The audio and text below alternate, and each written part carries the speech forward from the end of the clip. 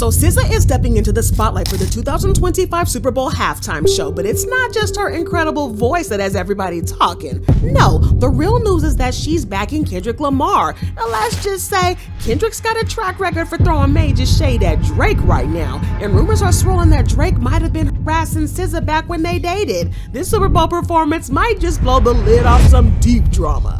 So yesterday, Kendrick Lamar announced one of his guest performances for the Super Bowl, and it is SZA. Let's take a listen.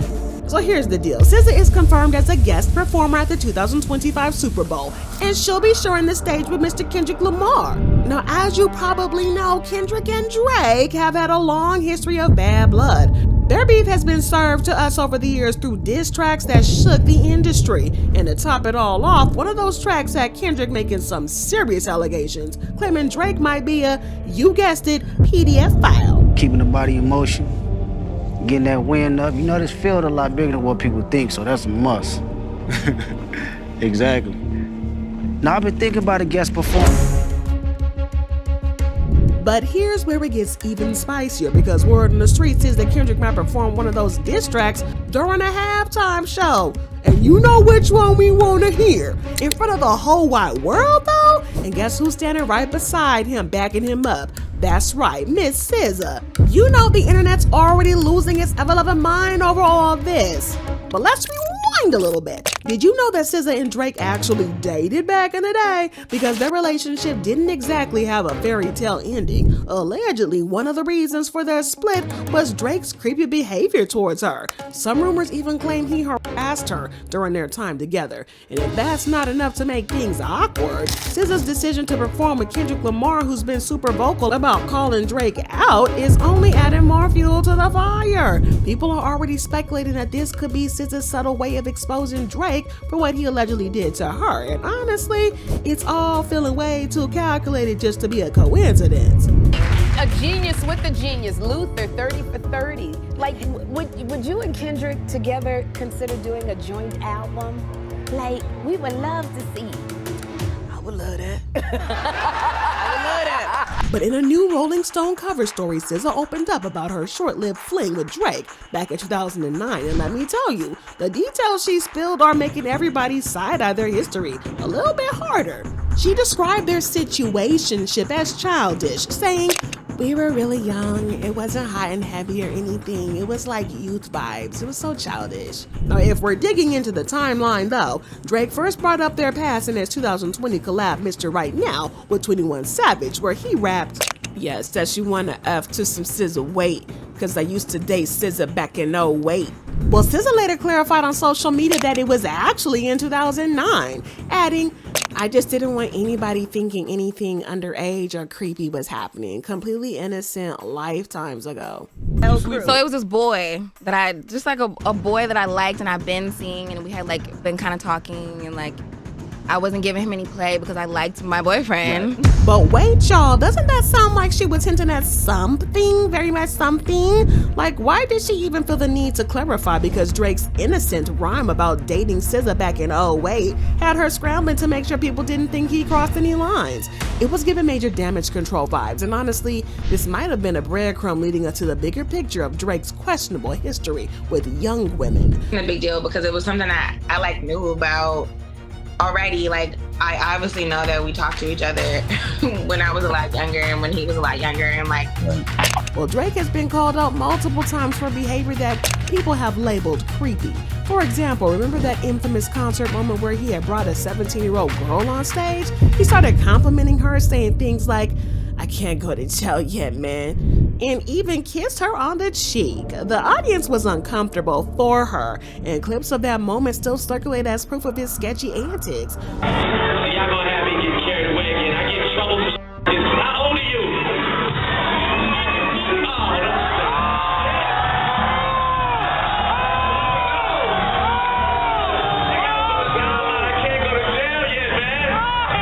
But that's not all, y'all, because there's also Millie Bobby Brown. Back when she was just 14, she admitted that she and Drake were texting each other and talking about how much they miss each other.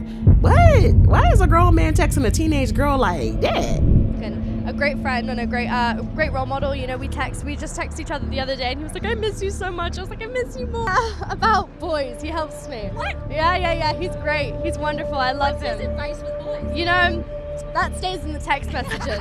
Well, these incidents have made the internet question Drake's pattern of behavior, with Kendrick already labeling him as someone who likes them young in diss tracks. It's starting to feel like these accusations aren't just baseless rumors, because add SZA's past with him into the mix, and it's no wonder people are connecting the dots, thinking she might have been one of his films too.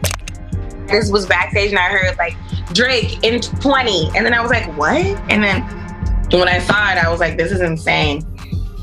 But when the Drake and Kendrick Lamar feud started heating up, SZA probably thought she'd be able to stay out of it, but no, somehow she ended up catching strays in the middle of their drama. Drake, who was supposedly her person at one point, decided to name drop her in a leaked diss track aimed at Kendrick and his team, and honestly, it felt unnecessary. In the track Push-Ups, Drake rapped, "Pipsqueak, pipe down, you ain't no big three. SZA got you wiped down, Travis got you wiped down, Savage got you wiped down. Like your label boy, you in the scope right now." So not only did Drake drag Kendrick, or try to, but he also pulled SZA's name into the mess by implying that she deserves a spot in the big three more than Kendrick. While it might sound like a compliment to SZA, it also put her right in the middle of their beef, something that she didn't even ask for. But SZA wasn't about to let Drake's diss ruin her vibe though. Soon after the track leaked, she took to Instagram stories to share a hilarious reaction. She posted the infamous clip of Nene Leakes from the Real Housewives of Atlanta during the reunion saying, "Now why am I in this? You see how I get thrown into it? I ain't even did nothing." Now why am I in it? And you could have did it. See how I get thrown into it? She never apologized. Well, fans couldn't stop laughing at her response, and honestly, it was a perfect way to address the situation without escalating it further. But let's be real for a millisecond. Why was she even mentioned in the first place? Drake calling her out felt unnecessary, especially considering their past. If anything, it looked like he was using her name to stir the pot even more. But it's no surprise that SZA was annoyed about being dragged into the feud. I mean, Drake was supposed to be her guy at one point, so why would he throw her name into the mix, especially at a diss aimed at Kendrick? There was no reason for her to be mentioned, and it seemed like Drake was just trying to make her pick sides, or worse, use her as his pawn to jab at Kendrick. But fast forward to now, with all the events from 2024 fresh in people's minds, it's starting to feel like SZA was always leaning towards Kendrick's side. From her performances with him to her subtle jabs at Drake in interviews, the signs have always been there. But looking back, it seems like her frustration with Drake wasn't just about being mentioned in his diss track. Now let's talk about the vibes between SZA and Drake. Even though they've collaborated in the past, fans can't help but feel that there's some underlying tension there. And SZA's recent reaction during a Spicy interview has everyone side-eyeing their history even harder. Okay, is Drake a good kisser? Oh. That's why I said fuck you in advance. Oh, I like you. Hey, you. I knew you were gonna do something that was so... During the interview on Hot Ones, SZA was asked about Drake's kissing skills. Yes, they really tried it, but instead of giving a straight answer, she chose to eat that very spicy wing instead. Now, you know that's the universal sign for, I ain't finna talk about that right now. But she played it off, laughing and saying it was because they were so young at the time. But the way she dodged the question had fans buzzing. Was she hinting that something went down? Maybe something that she's not ready to talk about yet. Is he good kisser? Wow. Y'all mean this? I don't want to, it hurts. You're a real We were OG. children. We were children. That was the sound of lies. But of course, there's been plenty of speculation that during SZA's short-lived relationship with Drake, she might have experienced harassment while they were together. Now let's be real, Drake's history with women doesn't exactly scream stability. He's had flings with some huge names in the industry, yet none of them ever seem to stick. Take Rihanna for example. Their on and off situationship was the talk of the 2010s, and at one point, Drake even confessed during an award ceremony that he'd been in love with her for years. But let's not forget, rumors also circulated that Drake might have crossed some boundaries with her, possibly in a way similar to Breezy. Allegedly, this is what caused the rift between the two, and while Rihanna has stayed tight-lipped about it, the tension between them over the years is hard to ignore. She's someone I've been in love with since I was 22 years old.